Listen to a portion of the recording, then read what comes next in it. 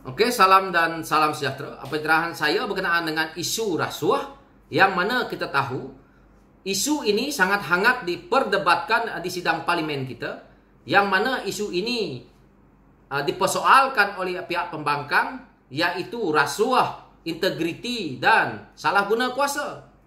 Perkara ini boleh kita rakyat lihat hari ini kerana hasilnya Kerajaan Pakatan Harapan di PRU ke-14 berjaya jadi kerajaan. Dan hari ini mereka terpaksa jadi pembangkang kerana dikhianati oleh sekumpulan parti yang bergabung bersama dengan geng-geng Skitul keluar dan membentuk satu kerajaan baru. Dan kita lihat hasilnya hari ini apabila di sidang parlimen satu persatu projek ataupun kerja-kerja yang ada di kementerian didedahkan, yang mana isu yang didedahkan ini bukan mainnya ratus ribu, tetapi mainnya juta-juta, malahan berbilion-bilion pun ada. Ini adalah satu ketirisan yang hebat, satu integriti salah guna kuasa yang begitu meluas yang kita lihat. Yang terkini, yang kita rakyat ini lihat adalah apabila seorang ahli politik dibebaskan begitu saja hasil daripada dana politik, yang mana apabila membayar denda sebanyak RM 1.1 juta dibebaskan.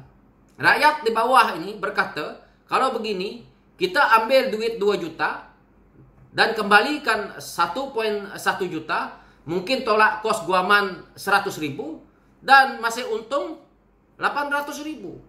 Ini adalah satu pelaburan yang baik. Jadi ini adalah yang dipersoalkan oleh rakyat berkenaan dengan isu-isu yang seperti ini.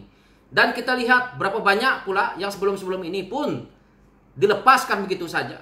Sedangkan kes berpuluh-puluh, ini adalah satu yang perlu kita rakyat lihat, bahawa kita perlu menukarkan satu pentadbiran itu.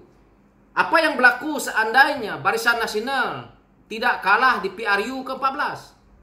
Kita rakyat terus dibohong dan terus mengatakan bahawa kerajaan ini yang terbaik. Tetapi hakikatnya apabila pihak memerintah, maka apa yang telah mereka lakukan, yaitu gali lubang tutup lubang, akhirnya terbongkar. Yang mana kita mengatakan Perdana Menteri di waktu zaman BN itu, kita katakan dia yang terbaik. Tetapi kita lihat contoh 1MDB. Sampai hari ini kerajaan perlu membayar hutang 1MDB.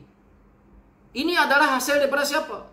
Hari ini orang yang mencipta 1MDB ini, kita tengok, didapati bersalah, tetapi masih bebas, seperti mana yang Tun sendiri perkatakan. Dan kita lihat dia seolah-olah menasihatkan ekonomi negara kita ini. Sedangkan yang membuat hutang begitu banyak, hari ini kamu nak suruh pula kerajaan yang ada mengikut nasihat orang yang membuatkan hutang negara ini banyak, yang nak membayarnya kita rakyat. Apakah ini betul? Kita lihat hutang yang begitu banyak yang mereka sendiri buatkan. Lepas itu penasihat pun menjadi punasihat, merosakkan kita punya negara dengan hutang yang berlambak, yang nak bayar dengan duit rakyat. Mereka nak buatlah GST lah sebagaimanapun. Ini kan dah menyusahkan rakyat. Sebenarnya jika dulu mereka tidak buat hutang, tidak timbul isu GST. Dan mungkin kita rakyat hari ini tidak merasa kenaikan harga-harga barang ini. Tetapi yang merosakkan sistem itu daripada awal adalah pemerintahan Barisan Nasional waktu itu.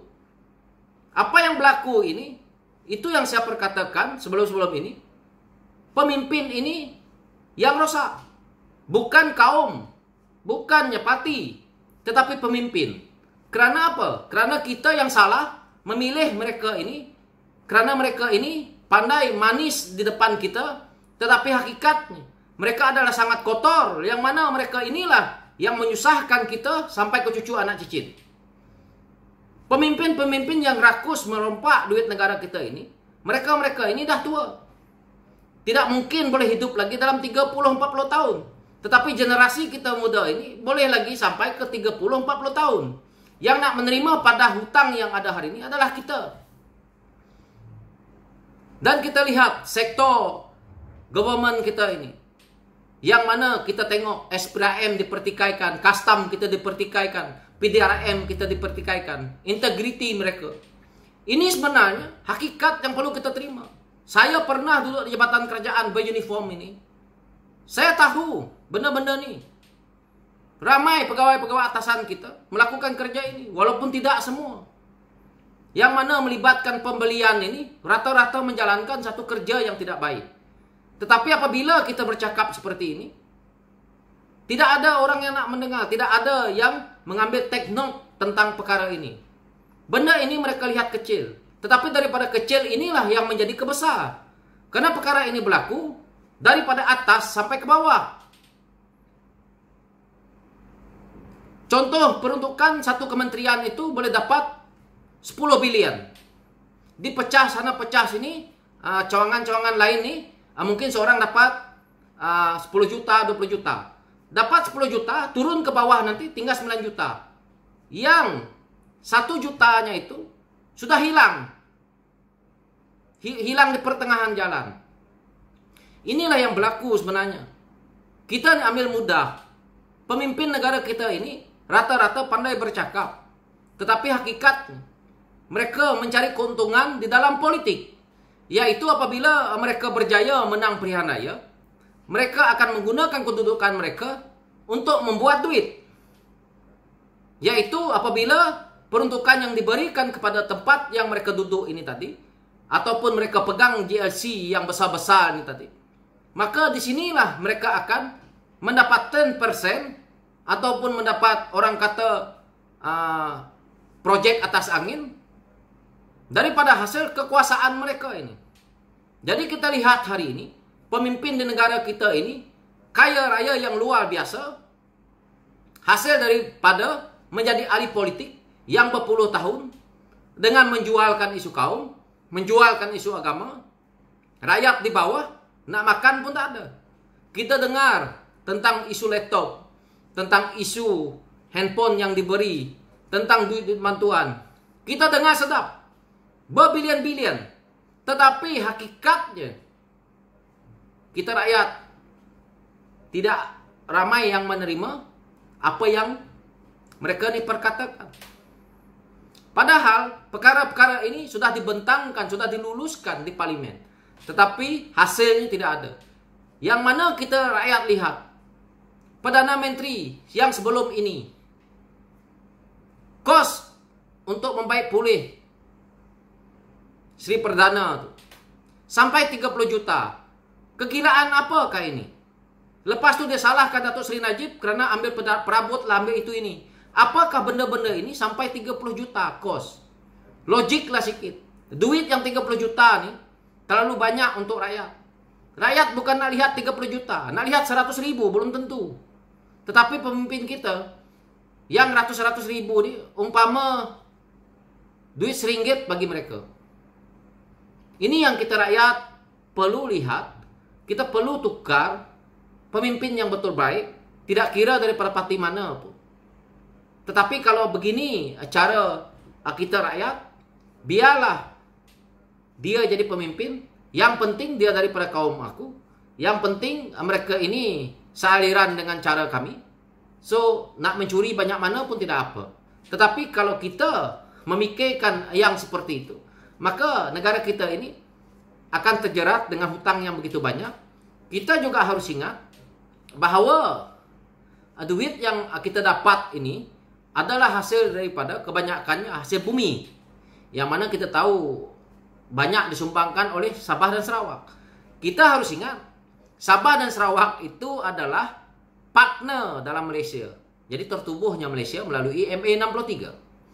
Sekiranya satu masa nanti, apabila keadaan negara kita ini sudah parah seperti ini, kita harus ingat, mereka ini menggunakan perjanjian Malaysia. Jadi mereka boleh bila-bila masa nak on off dalam Malaysia ini, boleh. Jadi saya harap masuk kepada MA ini, biar saya agak bertapis sedikit.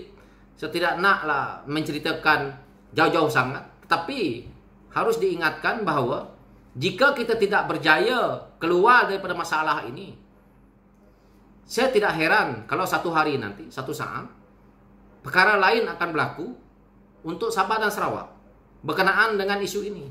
Jadi orang yang bercakap hari ini, pemimpin yang bercakap hari ini, mereka ini tidak akan boleh hidup sampai 30 tahun lagi. Jadi generasi muda, jika kamu ke politik tidak mempunyai idealisme yang terbaik untuk menjadi seorang pemimpin yang baik, maka jangan ke politik. Karena politik ini kalau kamu sebagai anak muda untuk nak mencari duit, mencari keuntungan, maka tidak perlulah ke politik. Karena ini amat bahaya dan akan menyusahkan rakyat negara kita sendiri. Karena perkara ini akan menambahkan hutang, menambahkan beban, tetapi idealisme tak ada. Negara kita akan semakin mundur dan yang menerima akibat adalah kita rakyat yang sayang ke negara kita ini. So inilah pencerahan saya berkenaan dengan isu ini. So sekian, terima kasih. Thank you.